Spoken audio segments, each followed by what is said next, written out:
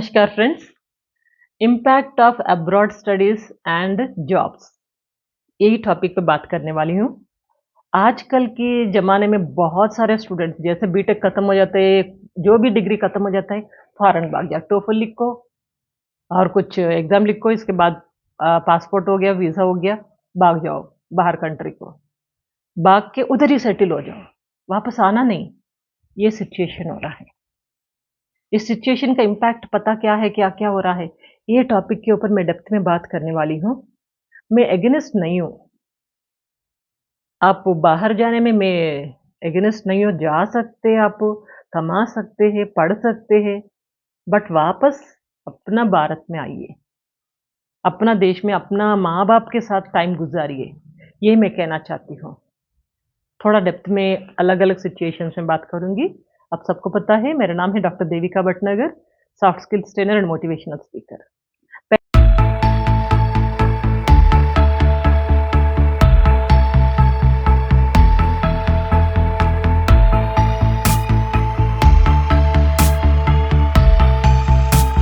पहले हम student point of view में देखेंगे।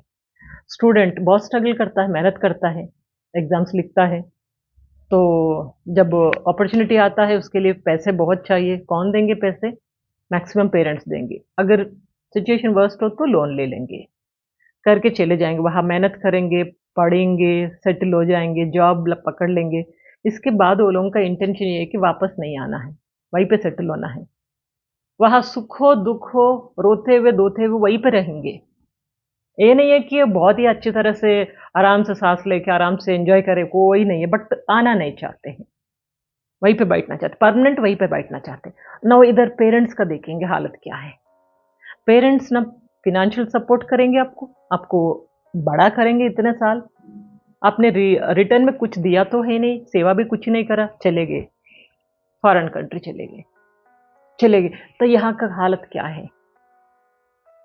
वो कभी नहीं बोलते कि आपका प्रेज़ेंस चाहिए, आप साथ में रहे तो अच्छा लगेगा, आपको देखने का मन हो रहा, आपसे टाइम बिताने का मन हो रहा, ये बात कभी नहीं कहेंगे। क्यों? क्योंकि आप खुश हैं, आपका खुशी वो लोगों का खुशी है। एक्सप्रेस तो करेंगे नहीं, बट आप तो चले गए। फर्स्ट ऑफ ऑल आपको सबको पता है, जो जो लोग बाहर चले गए, वो लोगों का पेरेंट्स का एज क्या है? 50 प्लस, 60 प्लस, 70 प्लस, 80 प्लस भी है। थोड़ा एज तो बढ़ गया, सीनियर सिटीज़न्स में है मैक्सिमम। वो सिचुएशन ऐसा है कि वो लोगों को थोड़ा मोरल सपोर्ट चाहिए, फिज़िकल सपोर्ट चाहिए। मैं हूँ ना, थोड़ी-सी बात बोले तो बस खत्म। बहुत ही कॉन्फिडेंस आता है वो लोगों को। कभी-कभी सिचुएशंस वर्स्ट हो जाता है। जैसे अनएक्सपेक्टेड कुछ एक्सीडेंट हुआ हो या कुछ ऑपरेशन हुआ हो, कहीं गिर गए हो, कुछ ज़रूरत है अपना खून की, अपना घरवालों की ज़रूरत है। उस टाइम में बेटा या बेटी जाके उधर बैठ गए। नहीं आ सकते। जनाब को छुट्टी नहीं मिल रहा है या फ्लाइट नहीं मिल रहा है, बैठ गए आराम से उधर। कभी-कभी सिचुएशंस मैंने देखी, थोड़ा सिचुएशंस ऐसा भी है कि डेथ हो चुकी, फादर या मदर गुज़र गए तो भी आखिरी बार देखने के लिए भी महाराज को टाइम नहीं है, आ नहीं सकते हैं। ऐसा सिचुएशन, ऐसा बेटा पैदा हो या ना हो, क्या फ़र्क है? ज़रूरत है ऐसे बच्चों की। तो इसलिए आप अब्रॉड में सेटल्ड हो, एक बार सोचिए, अर्न करके वापस आ जाइए। इतना वर्स्ट सिचुएशन को लाना ही नहीं। मैं एक एग्ज़ाम्पल बताऊँगी। मेरे जान-पहचान का ही एक लड़का है। वो बाहर गया, पढ़ लिया, जॉब भी कर लिया, कमा लिया, वापस आ गया। क्यों वापस आया पता?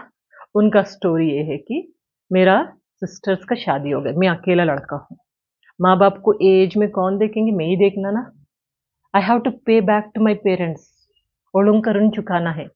मेरा प्रेज़ेंस ज़रूरी है, आ गया। इंडिया आ गया, यहीं पे जॉब कर रहा, पेरेंट्स के साथ अच्छा है, शादी कर लिया, बच्चे भी हो गए। एक खुशी का कंप्लीट परिवार लगता है। और एक सिचुएशन बताऊँ, मेरा घर का ही सिचुएशन।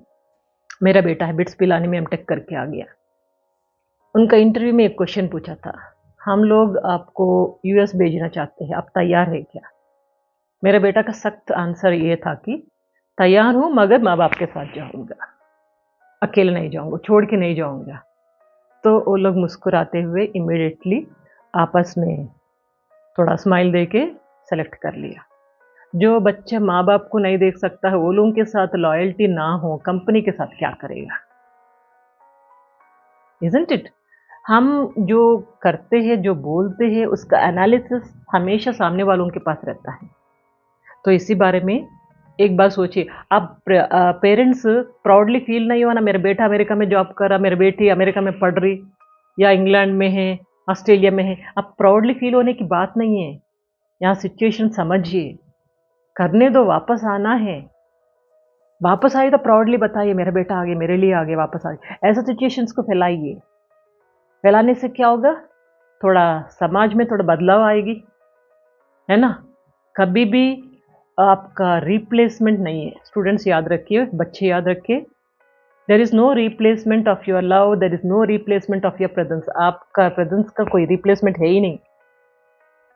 कोई नहीं कर सकते हैं। जो माँ-बाप के पास जो बच्चों का प्यार लास्ट स्टेज में जो है, उसका रिप्लेसमेंट नहीं। याद रखिए बात। सिचुएशन को बदलने की कोशिश करिए।